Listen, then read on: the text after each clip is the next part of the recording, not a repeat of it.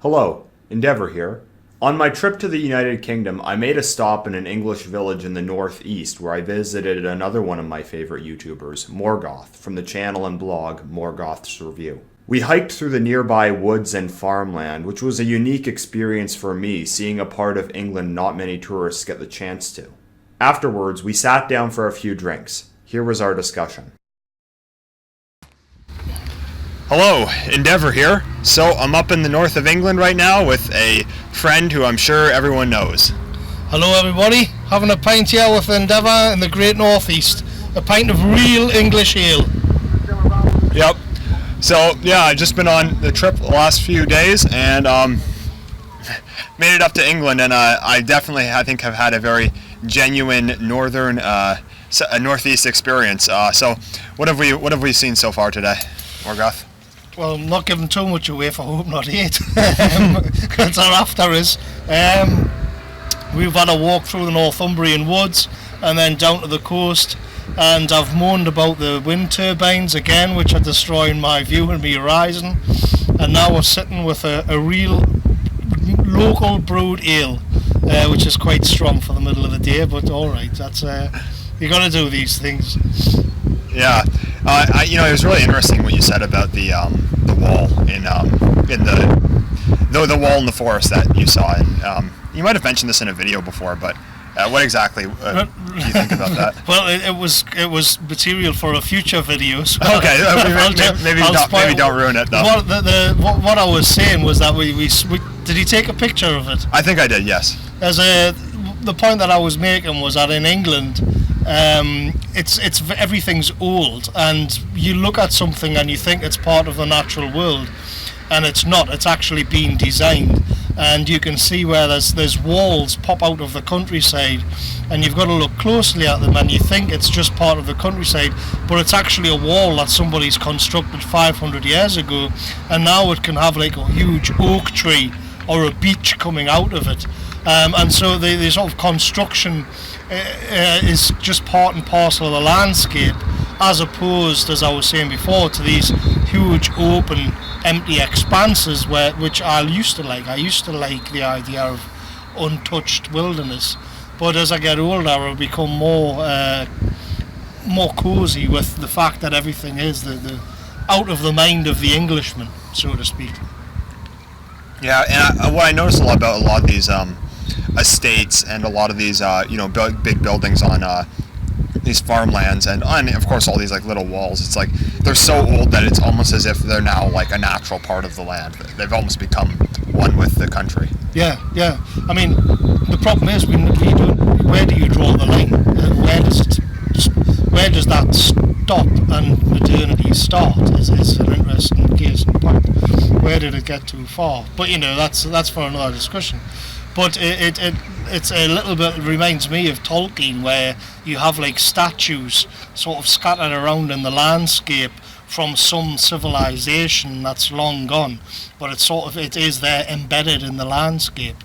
And I used to not like that about England. I used to think where everything does feel like it's been touched and everything seems used, but it's more now that I look at it that you can think that all of the landscape in England has come out of the Englishman's mind manifest itself, and you can see it where even when you look at under a tree, you'll see that there's a wall.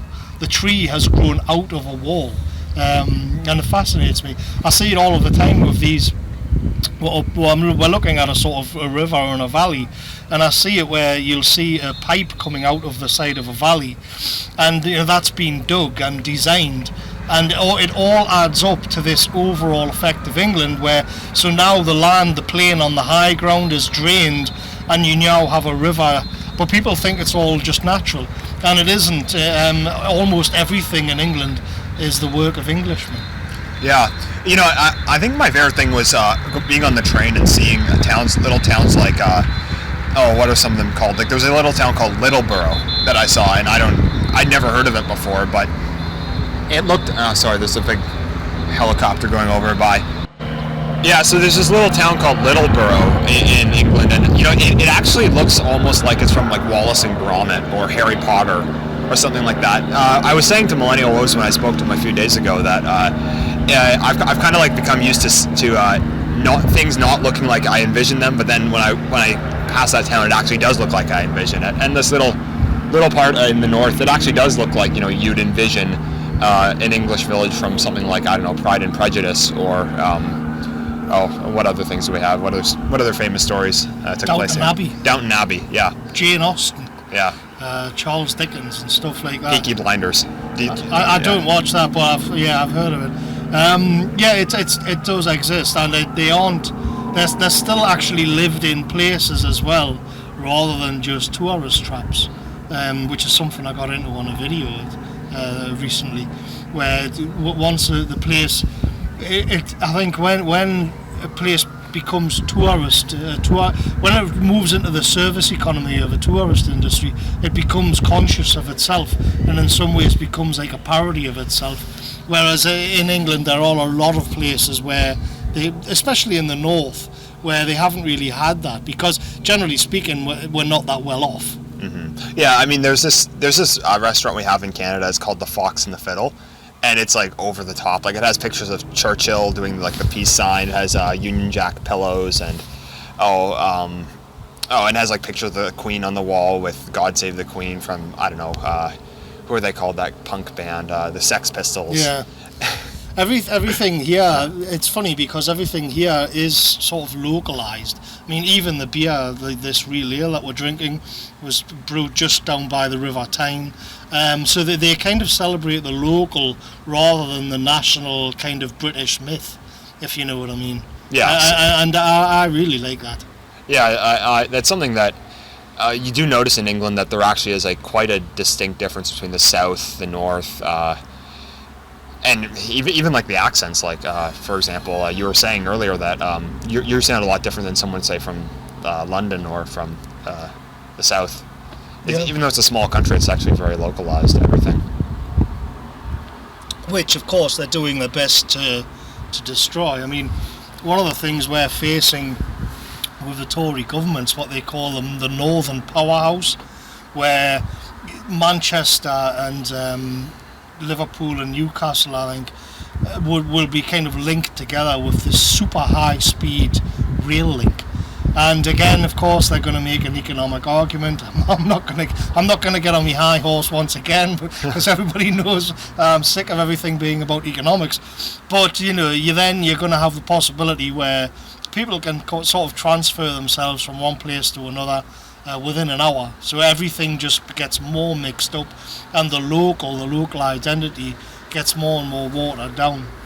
I mean, as someone that I appreciate this, but I also kind of understand that I don't really have one of my own, in that I mean, I'm from Toronto originally, and I don't really like I can't really say that I'm like of a certain locality like you would be able to say, but yeah, it is something that I definitely appreciate, and yeah, it's something that is like you really do lose it with globalization, because 100 years ago people would have probably gone to one or two other towns in their entire life. Yeah. The other thing I've been enjoying a lot on this trip has just been going over just the train rides and bus rides, because you just see so much of the country, and you just see so much empty land and hills, and it's that's like part of the experience of myself. And you'll see a lot more of it as you travel further north.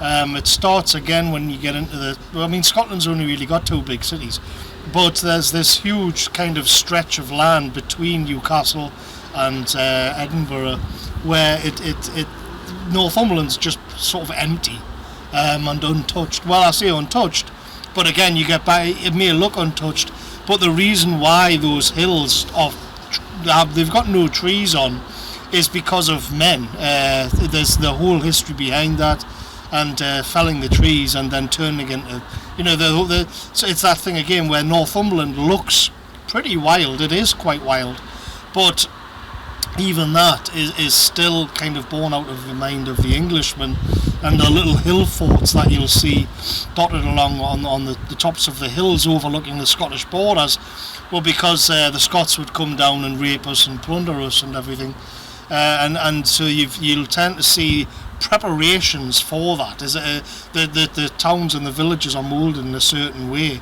You'll usually see like a large keep at the end of a village, so that the local peasants could have somewhere to run to when the Scots came down on a rampage. Or you've got all these little signifiers of history. Yeah. So when my ancestors were coming down. yeah, when you were coming down, stealing our women and our bread. Yeah, we were real bastards, weren't we? And then when you've got Bamborough Castle on the coast, and it's because the bloody Danes and the Swedes were coming over. Mm-hmm. But we are the aggressors. We've oppressed everybody. That's the narrative. Yeah. If you actually have a look at the landscape, we've been under attack for 1,000 years from all sides. I guess that my ancestors had a lot to do that. Well, we would say that you guys were the ones. You guys were the aggressors. Blame the Anglos. Everybody blames the Anglos. One thing that Millennial Woes actually said to me that I thought was really interesting was that the way to experience history is not necessarily to know all the facts about an area, but to just be there. Because the example he used was that if he had just stayed in a certain area, whether that be in Scotland or in Germany or wherever that is, just being there and kind of like feeling the place around you is a lot more authentic of an experience than learning all these facts and figures about it. And that was something I thought was very interesting, because what I find is when I go to when I visit a place, I don't like to I might research about it beforehand or after, but while I'm there, I never like to have one of those guided tours or something like that. I just want to kind of feel the environment around me. Yeah, I mean, I think there is something in the air here which is quite tranquil and quite peaceful, and you can kind of get the feel of an area. I do think a place has a certain feel to it.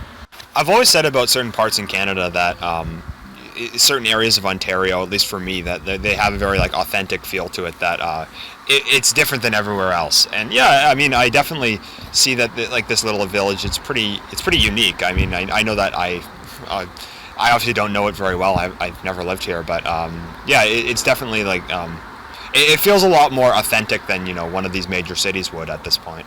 Well, it's also not very touristy. It's you can see the fishing boats and everything. It's a working village. Mm-hmm. Whereas if it was if they turned it where there was they were shipping tourists in and there were shops all over the place selling tat, then in that way it would know itself and it would become a sort of parody of itself. And I think definitely in the south, a lot of their villages have lost that, and it's quite a controversial thing, because you've got a lot of people moving away from the enrichment and heading into these little fishing villages on the south coast, and that has another sort of knock-on effect. It's another layer of atomization and alienation, which we haven't had in the north because it just isn't that well off. How long we survive the axe of modernity, I don't know, but I mean, it's okay so far. Yeah. How do you really become accustomed to it? Is it even possible, do you think, to become accustomed to a small location? Because one thing I thought for myself is I don't really have a little corner that I can say I'm local to, because I'm from some major cosmopolitan city which has since undergone major demographic change, and I mean, it doesn't really feel very special to me. I don't really feel at home there. How do you say you become accustomed to something like that? Well, I mean, I barely leave the north, this area, very much anymore. And you become accustomed to it by, you become used to every stream and every field and every pub becomes more significant. So when I was younger and I used to travel around doing backpacking around in Europe, it would become a bit of a blur, and it would just be one place, or you'd look for the big spectacular cathedral or the biggest mountain, and you'd have to have all these things jumping out at you. But when you're really sort of settled in an area, it's a little bit like what Heidegger would say, where you would kind of go back into the land. I think that's what a localized identity is. And of course, somebody like these Heidegger or these German philosophers, one thing, and the composers as well, what they do have in common, which is interesting, is that most of them hardly ever left their little German hamlets. They would just venture off and wander around in the hills, and then that would be it. And so I think it's just being accustomed to the familiar and the known, rather than the sort of the blur, or what I think modernity does and rootlessness does is sort of throw the spectacle up to make up for the lack of a rooted identity. Yeah, one thing I remember you had said in a video that I thought was very profound was that like just on the coast, on that coast where we were just, we were there just half an hour ago. You had said that like you felt like you're in the spot in the world that you thought you should be in. Yeah, that's kind of it. I feel like I'm exactly where I should be in the world, and there's a very content feeling about that. Yeah. And especially, like I've said, is that when it's not, you're not conscious of yourself there. So, I mean, just for a sort of anecdote, I was fishing on those rocks over there about a month ago, and there was this little fat fella, and he had a spinning rod, and he sort of pulled out a can of Guinness and a pork pie, and just totally unself-consciously, and that's such a kind of cliche, that's such a kind of, so here you've got this fat little Englishman on these rocks in northern England, fishing away, and he pulls out like a can of Guinness or a can of ale and a pork pie, and there's no irony about it or anything. That's just the way it is. Yeah. And it's these little customs that I like. More than having adventures in Europe, which is something I did when I was younger, and I prefer the little nuances of being settled in a certain place. It's nice.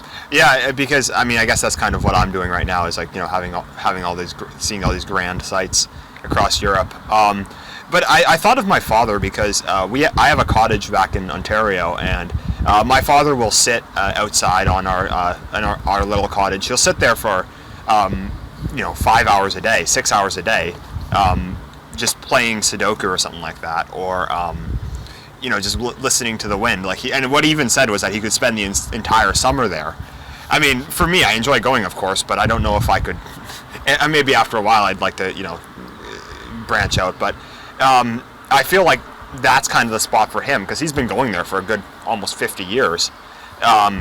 I'd say that's the spot in the world that he feels the most at home, and I thought that was very profound. That it does actually apply to my father, who it's near where he grew up. I mean, another funny thing is as well is that if you're sort of sitting in the centre of London or Manchester, that even the way you calculate time is something completely different. Where here, time seems to go very slowly, I find.